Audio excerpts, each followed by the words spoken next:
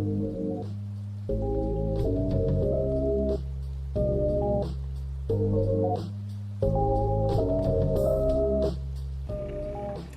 Misfits, Tony Craft here. I thought I'd show you guys some of my current unfinished projects just so you can see what kind of stuff I work on.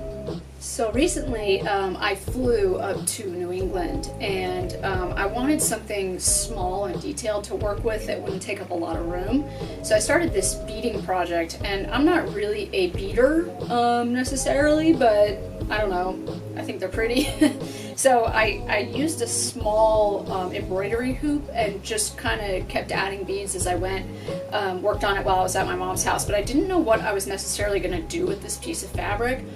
For a while I thought that I was going to make some sort of doll out of it, but then I was at Hobby Lobby yesterday, which I know I should be boycotting, but I was at Hobby Lobby and I saw this little purse frame for a coin purse, and I was like, oh yes, that is what I should do with this.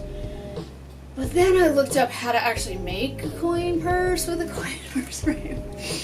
And it's much harder than I expected. I kind of thought you just like sew a pouch and put, you know, sew this thing onto it.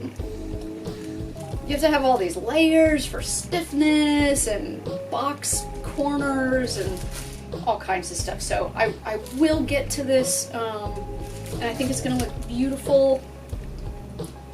But I just need to be in the mood for sewing details. I need to be in the mood for sewing details. And then I've got my old shoebox here of crochet. So I was actually at Walmart of all places and saw this gorgeous yellow. I just think this is such a nice mustard yellow color. And so right away I was like, I'm gonna buy every single skein of yarn that they have and make something. So I started doing a granny square blanket, which I've never done chunky yarn granny squares, and I can't believe how big and how fast they come out. Like, I'm never going back to small thread. Crocheting with big giant thread is the bomb. So anyways, hopefully I'll be done with this before the end of winter. And then another yarn project, I, again on Twitter, saw this amazing crochet bunting, you know, like the flags things. And so at home we have this birthday box that anytime it's one of our birthdays, it has like a happy birthday bunting that we put out and some rainbow stuff, and all of it's, you know, like commercially made and usually lasts a year or two, and then we end up replacing it. So when I saw that crocheted bunting, I was like, oh my god, I have to make that because then we can keep it forever and it's not going to fall apart and it's going to be cool. So it is not chunky though, so I'm gonna have to go back to small crocheting, so it's probably gonna take me forever. But anyways, that's that project. So eventually I'll get to that. And then, let's see, I've got my embroidery bag here, and this is one that I haven't touched in a while. I just have not felt the spirit on this one lately. This is sort of a classic Russian nesting doll.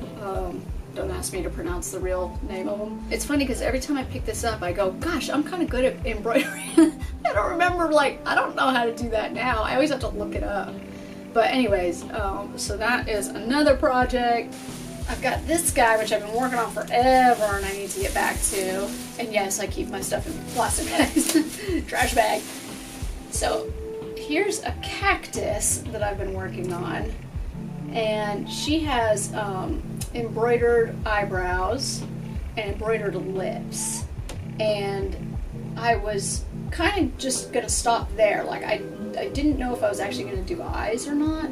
You see she has these nice blooms, and I love making plush and puppets and stuff like this, but doing embroidery like this, not on a hoop, through thick fabric, is so tiring. I mean, I had blisters.